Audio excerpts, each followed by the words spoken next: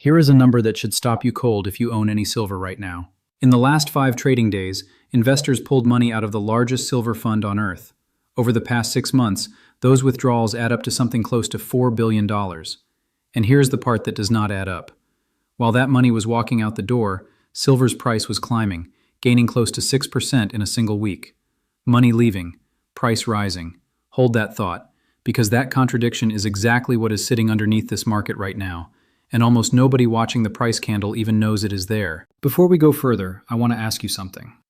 If you saw a market rallying hard, but you also learned that the fund most closely tied to it had been bleeding money for months, would that change how you felt about the rally? Would you trust the candle on the chart, or would you want to know who is actually on the other side of that trade?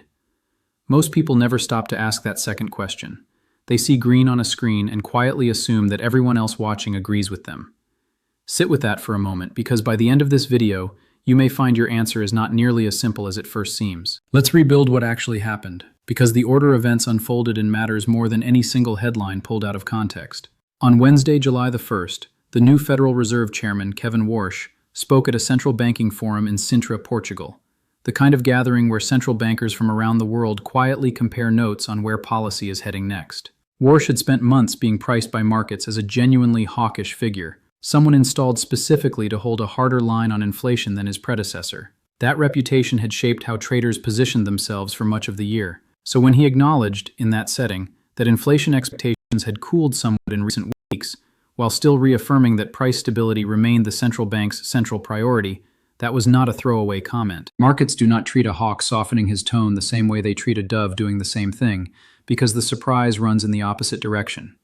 Gold moved that same day. Silver moved harder, which is exactly the pattern you would expect, because silver tends to carry more sensitivity to shifting interest rate expectations than gold does, given how much of its price behavior is tied to the opportunity cost of holding a non-yielding asset.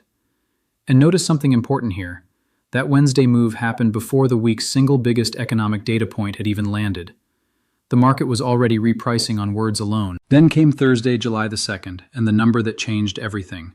The June jobs report showed the United States economy added only 57,000 new positions, against forecasts that had been calling for something closer to 110,000.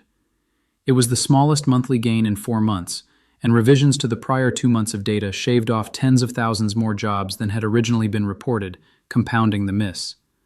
The unemployment rate ticked up to 4.2%. For a market that had spent much of the year bracing for a Federal Reserve willing to raise rates again under its new, tougher chairman, a jobs report that week landed like a release valve on built-up pressure. Fed funds futures reacted almost immediately.